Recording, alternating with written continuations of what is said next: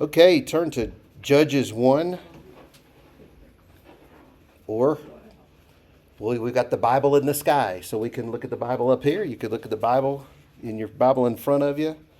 And we're going to continue our study of Judges today. We did the introduction last week. We just given the context of the book, the theme of the book, the author of the book. Anybody remember the author of the book of Judges? Samuel. The purpose of Judges. I got a slide. Put the purpose in the key verse, because whenever you're doing a book study, you always keep that central thesis statement, purpose in mind, because everything centers around the purpose. To display man's unfaithfulness and failures without a king. They rejected God as king. And so God is basically saying, okay, you don't want me as king? This is what's going to happen. So it Judges shows how awful life can be when God is not in control. To display man's unfaithfulness and failures without a king in order to reveal God's faithfulness and forgiveness, which ultimately comes through our Savior, King Jesus. The book of Judges is a prophetic book. I mean, really, all the Old Testament is prophetic, pointing to Jesus.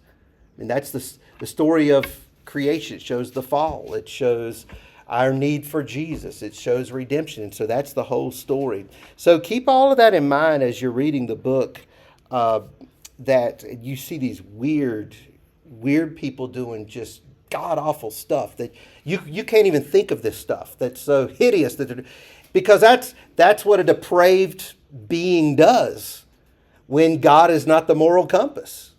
And we saw last week the parallels to today's society, right? When God is kicked out. The key verse is chapter 17, verse 6. And then I put 18:1 and 19:1 as well. In those days, there was no king in Israel. Everyone did what was right in his own eyes.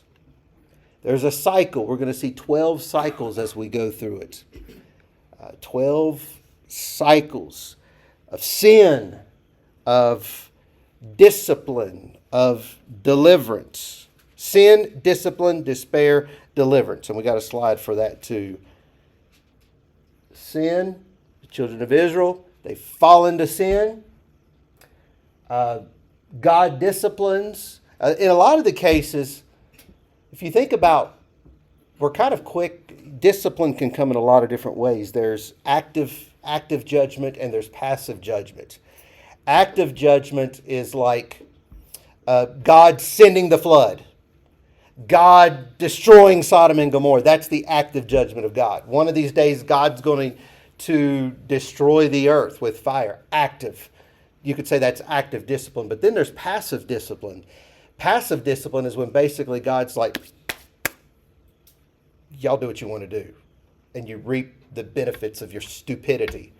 And a lot of that we see is the discipline of judges is it's just people doing dumb things and they get themselves in the mess.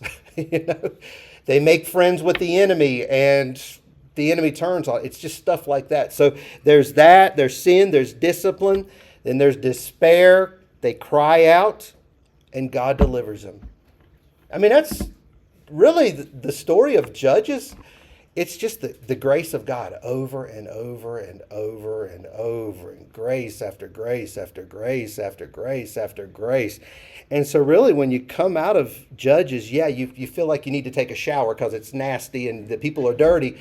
But you also come out like, wow, we serve an amazing God who is merciful and so gracious to sinners. So that's how we want to come out of Judges. So in Judges, he's writing about the sinful cycle of Israel when God, the king, is pushed out of their lives, when there's no godly leader over them.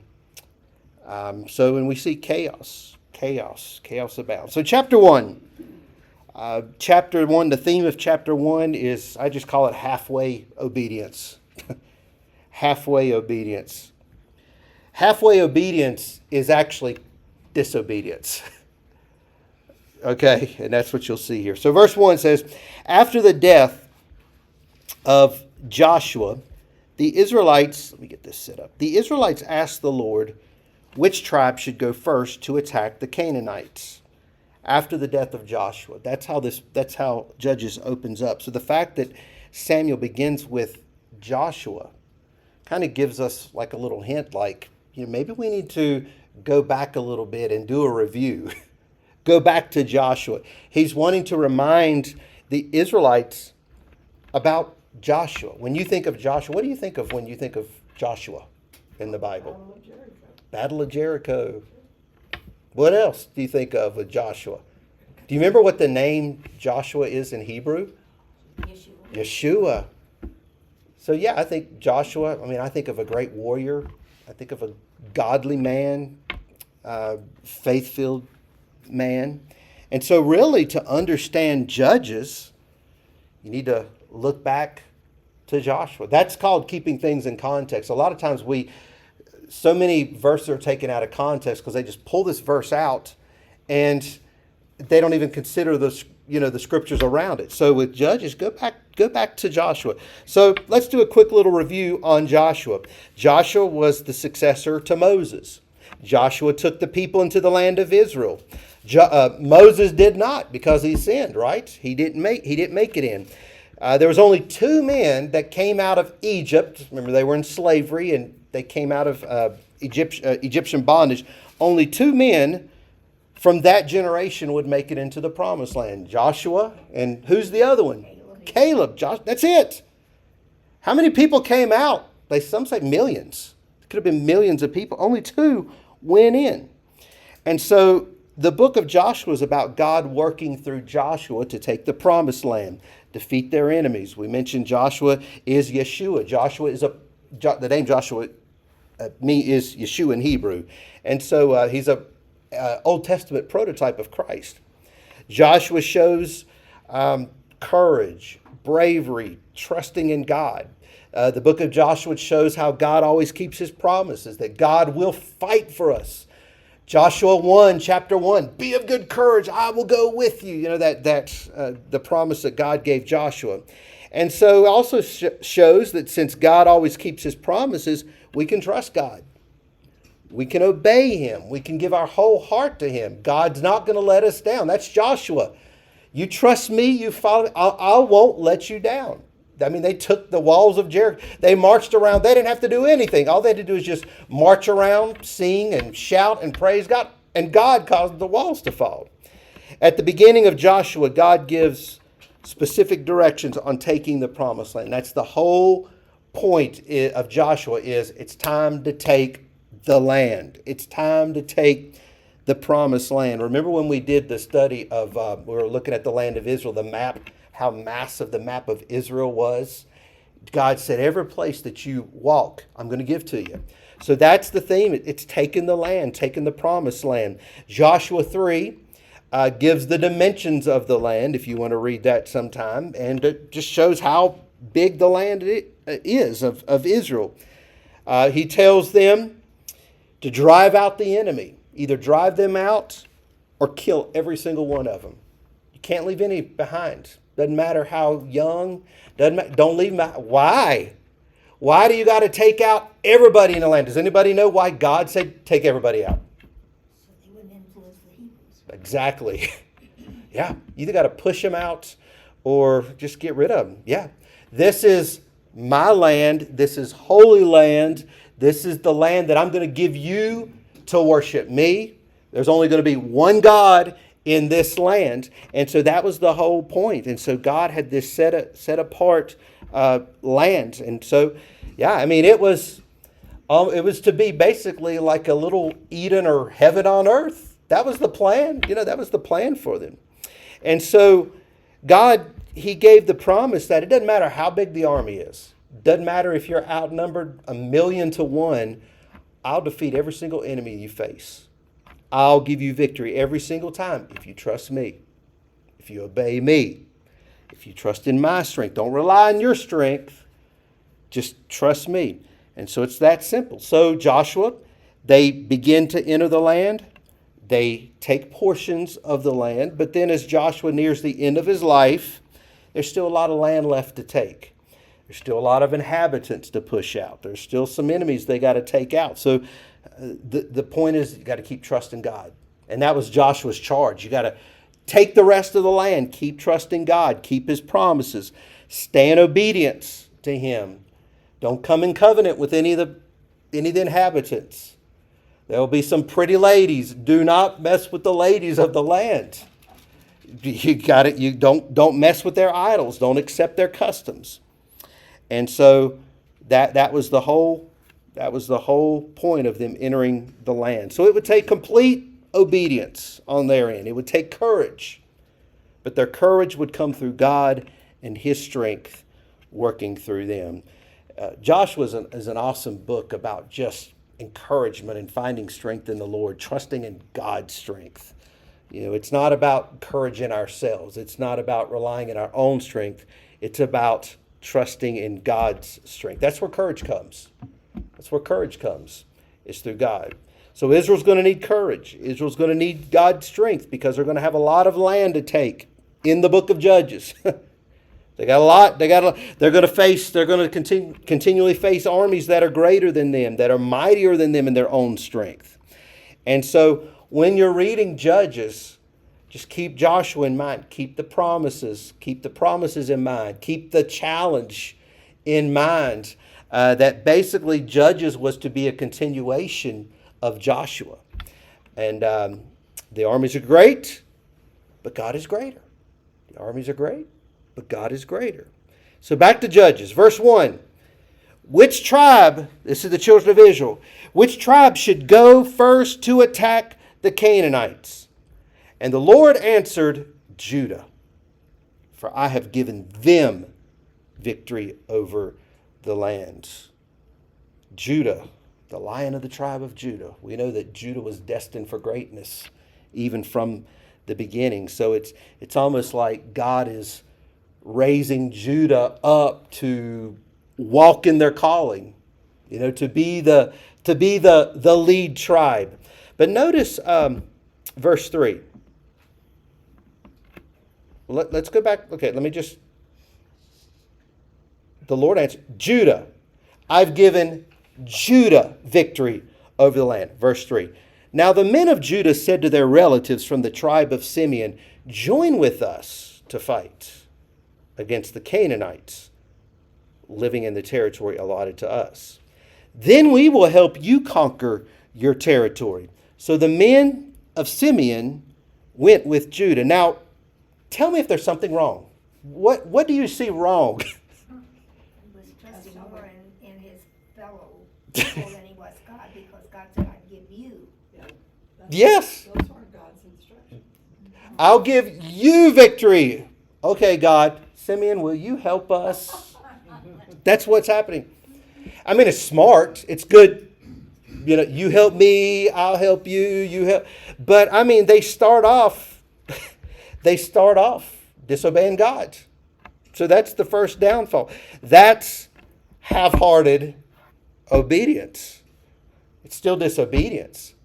They were going in, but they didn't do what God told them to do. Didn't it?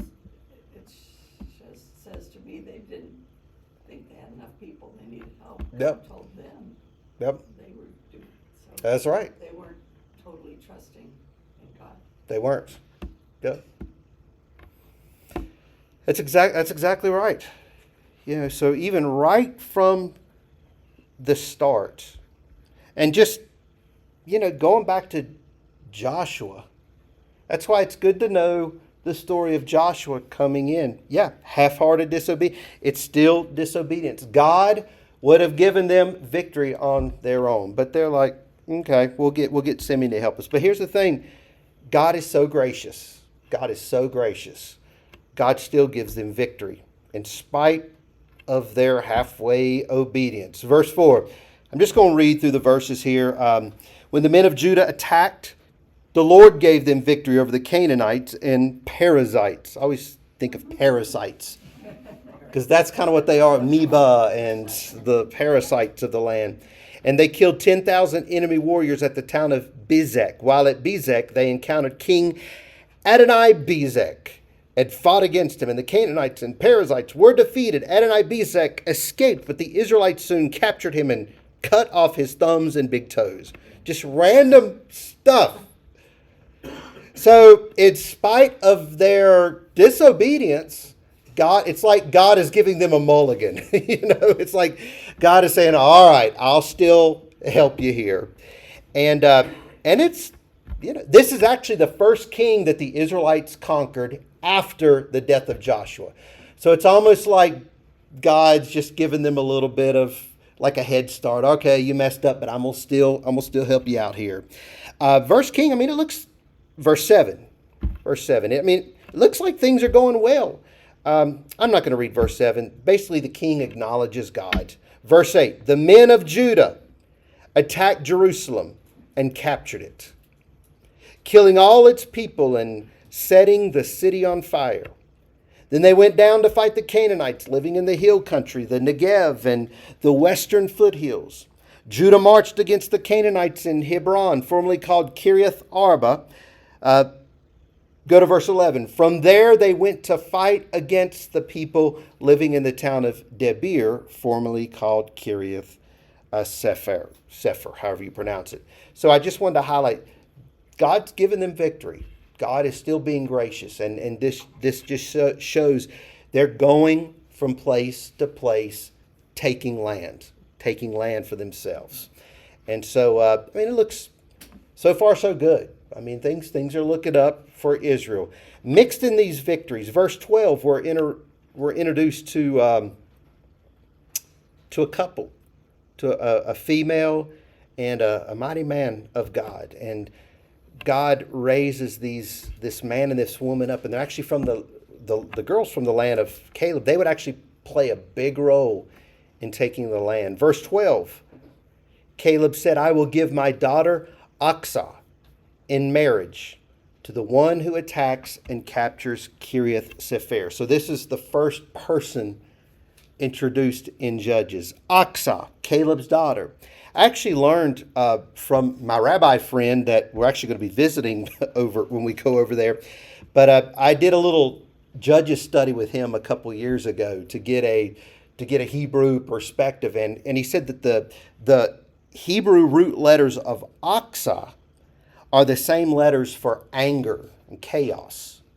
And I thought that was interesting. And so the way this ties in, basically he was saying that Aksah was so beautiful. She was the most beautiful lady in the land. She was so beautiful that it caused chaos among the men. They were fighting over her because she was so beautiful. So just an interesting sidebar. So this was Caleb's daughter that he promised to the brave warrior who would capture this Kiriath Sefer.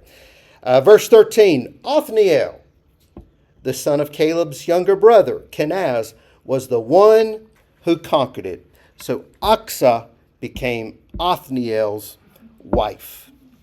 And we're going to find out here in a couple chapters later, Othniel's going to be the first judge. He's a good one. There's some bad ones, a lot of bad ones. He's a great first judge for Israel, and he would marry Aksah. Now the next couple verses, really powerful, that are so easily missed, that I think really just sets up the whole story. It says in verse 14, when Aksah married Othniel, she urged him to ask her father for a field. Ask Caleb for a field. As she got down off her donkey, Caleb asked her, what's the matter? Now, a better translation would be, what do you wish? What do you want? What is your wish? It's not like she's crying or upset. What's wrong? It's, what do you wish? That's a better translation. So she said, let me have another gift. You have already given me land in the Negev. Now please give me springs of water too. So Caleb gave her the upper and the lower springs. So she asked for the field. She asked for springs. Now, what do you think is significant about her asking for a field or asking for springs to water the fields. Farmers, I mean, isn't water like gold around here? Isn't there like battles over water? What does water say about the field? What do you want water? What's that? To produce. To produce. Are you going to buy a field and insist for water? If you, like, let's say you're just camping out here. Are you going to, getting a call. Are you going to purchase a field and fight for water if you're just camping out? Or you're settling down? This is your place. This is your homestead. Basically, it just says, this is my land. I'm settling in this land. I'm settling in it. I'm going to raise my family here. I'm going to grow crops. We're going to reap the blessings of God. She's all in. She's all in the land. You know, a lot of them are like so timid, and she's like, this is the land. So you could say that she's actually the first settler in this land. She's obeying God. She's obeying God. They're conquering the land to make it their own. She's putting down roots there. They're dwelling in the land. They're growing the land. They're developing the land. And that means once they get their land, they're going to fight for it. You know, when you got something that's yours, you're going to fight for it. So she's really fulfilling what God has promised. Take the land, develop the land, grow the land. It's the land of milk and honey. It's a flourishing land. And so ultimately, I mean, it just really shows obedience to God. They're not just conquering the land and taking the land, but they're dwelling in the land. They're dwelling in this holy land that God has given them. Sowing and reaping in the land, it means they're going to hold on to it. They're going to fight for it. So in Judges, the first warrior we see is Othniel. We're going to see him again in Judges. But this first settler, this lady, Oxa, she's the one who first starts to develop this land that they've taken.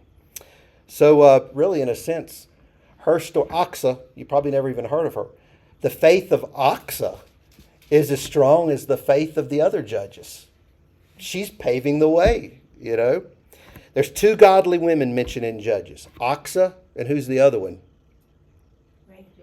Deborah, actually. Yeah. So we know Deborah.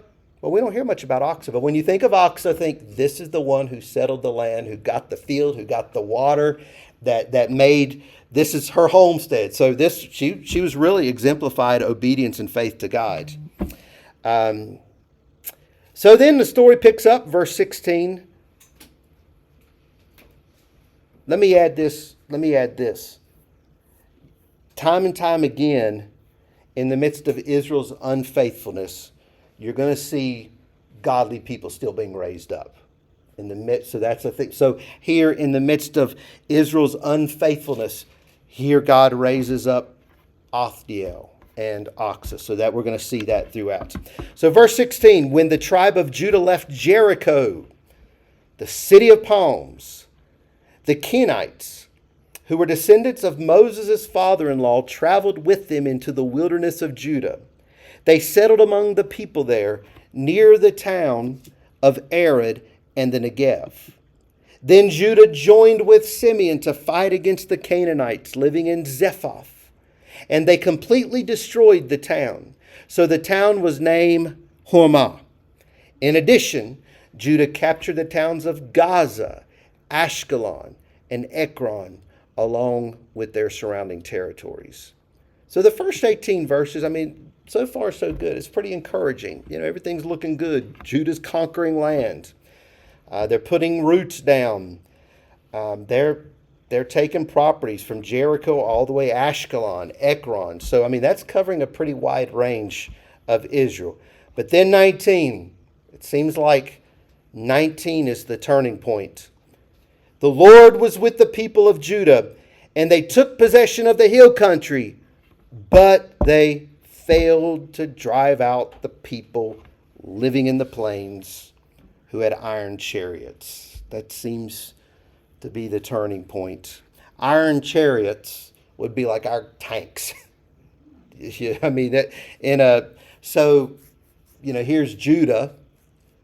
You come against this massive army. Judah's on foot or horses or whatever, and then you have this massive army and iron chariots. It's basically a tank. So, I mean, normal common sense would say we can't take these people. But remember, God was on their side.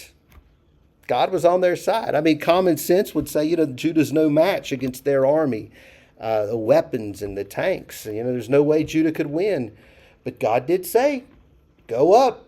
I'll give you every single enemy. I'll give every army and defeat every army before you. But unfortunately, and here's a lesson here, Judah measured their own strength against the enemy instead of measuring God's strength against the enemy.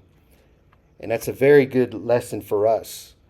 They lacked faith in God to completely drive out the Canaanites. Here's a point. Here's a good point. It's not our lack of strength, and I don't have a slide for this, but it's not our lack of strength that brings defeat. It's our lack of faith in God's strength that brings defeat. It's not, because a lot of times we look at the enemy and look at whatever we're facing, and we think, well, I'm not big enough, I'm not strong enough, I'm not good enough, I'm not capable enough, and so we think, I can't.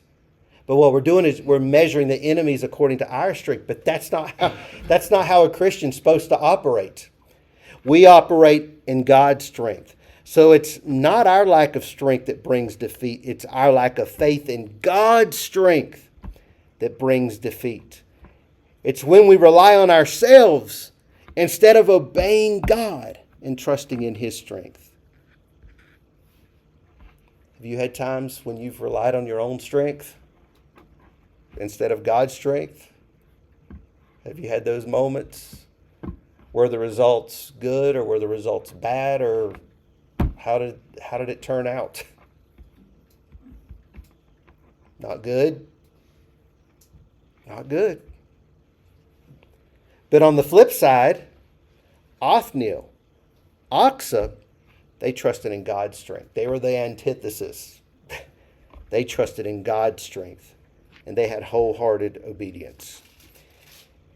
From the rest of chapter 1, verse 20, we're starting to get into this cycle of defeat after defeat after defeat. Look at verse 20. The town of Hebron was given to Caleb as Moses had promised, and Caleb drove out the people living there who were descendants of the three sons of Anak, the tribe of Benjamin, however, failed to drive out the Jebusites. Verses 22 through 26. I'm not going to read all of it because it is redundant. Basically, Joseph could have completely destroyed a town in Bethel, but made a covenant with the inhabitants there. So he's already starting to compromise. When I say Joseph, that's the tribe. We're talking the tribe of Joseph. No compromise. Verses 27 and 28. The tribe of Manasseh failed to drive out the people. I'm going to just go through these really quick. There's no need to read all of them. I just want you to see. Joseph failed. Benjamin failed. Manasseh failed to drive out the people. But then it says, 28, they kept the people as slaves. Now that's wrong too. God's people, they were not to take the enemy as slaves. Because you can still be corrupted by taking slaves, can't you? No, that's wrong. Verse 29, the tribe of Ephraim failed to drive out the Canaanites. I didn't even put it up on the screen because there's really no need. Verse 30, the tribe of Zebulun failed to drive out the people. Verse 31, the tribe of Asher, you guessed it, failed to drive out the people. Verse 33, the tribe of Naphtali failed to drive out the people. In verse 34, the Amorites forced Dan back into the hill country. So you can see it kind of all started with Judah, didn't it? Judah didn't set the example. How do you suppose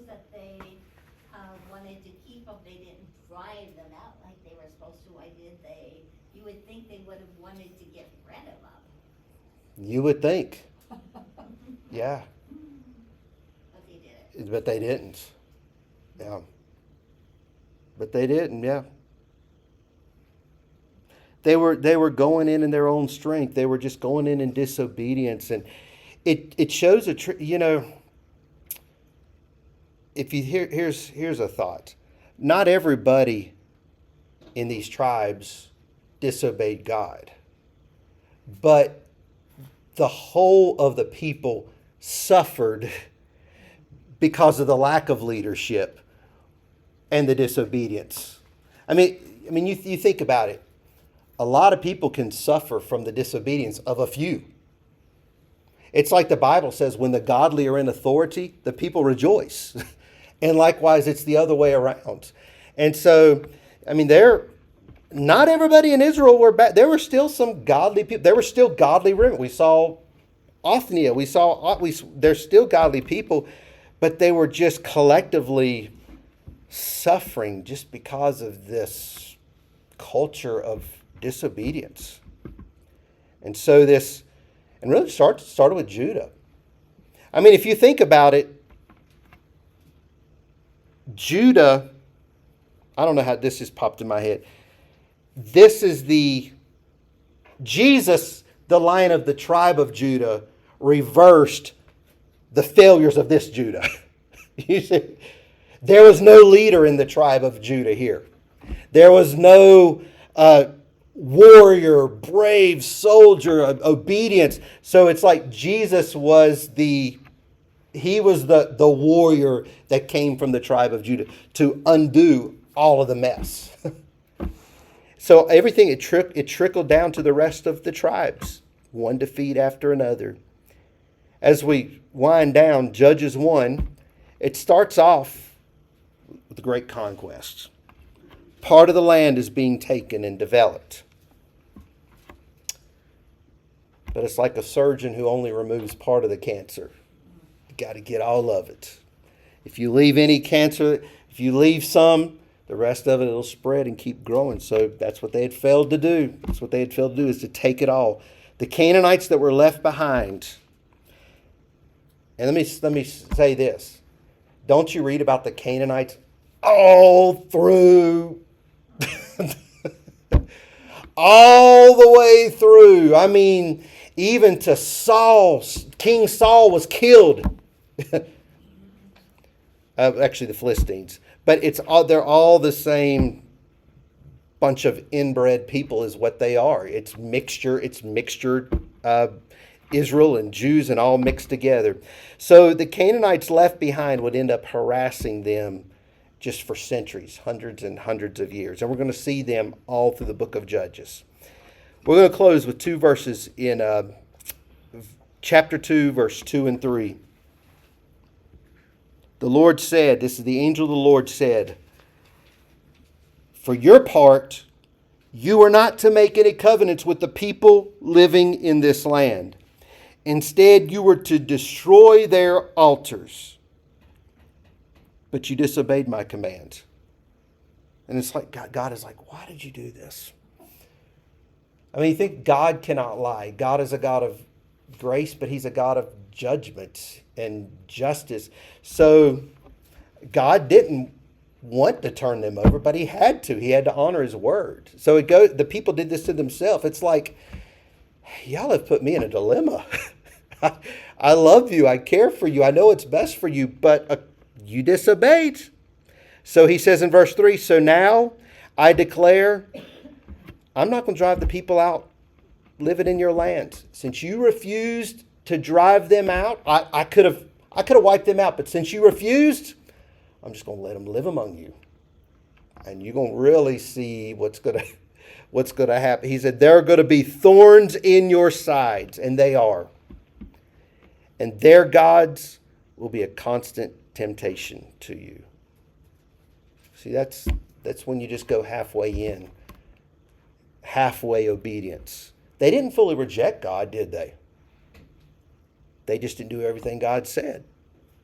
It was halfway. God wants full obedience. God wants complete lordship. over our lives. How does this speak to you? The- How does it, yeah. The New King James for that verse says, they will become traps for you, and their gods will become snares to you. Mm, Kind of gives it a little. that is. Yup, they will be traps. Traps and snares. Seems stronger than thorns. Thorns, yep. Mm-hmm. But They're going to cause them problems. they're gonna be trouble. Mm-hmm. How do we show halfway obedience at times? What are some, how does this relate to us in our walk, our life? What are some examples? For me, it's when there are difficulties, I say to others and I say to myself, I know God's got a plan, so I'm gonna trust it, I'm okay. But then that night, I was asleep thinking about it, so I didn't let go of it. Mm-hmm. Yeah. That's good. A lot of different ways. You know, the thing, though, is, you know, in chapter 1 and through the rest of it, as I mentioned, yeah, they disobeyed. They're going to be trapped and ensnared the rest of their time. God still shows grace. God still shows grace. God still raises up godly people. That's like chapter 1. When you think of chapter 1, think of Othniel and Oxa. You could think of the failures. You can think of just their failure to drive out the inhabitants, but think of the godly remnant. No matter how bad a culture is, God has always had a remnant in every single evil culture. There are still godly people. Thank God. Thank God that He always raises up godly people. People in the land who God can still bless. And that's who we want to be. We want to be Othniel, the warrior. Caleb and Othniel, the warrior who takes the land. And also Oxa. We want to be Oxa, who is obedient, who trusts God, who is like, you know what? I'm going to settle down. I don't know this place. I don't know this land. It's new to me. I don't understand the cult. I don't know all about the vegetation. I don't know about the water and all that kind of stuff. But God says this is where I'm supposed to be, that I'll be blessed here. So we're going to get a field. We're going to get the springs, and we're going to raise a family here. So that's faith. That's faith right there. So that's who we want to be. We want to be Oxa and Othniel. And so we're going to close with chapter 1.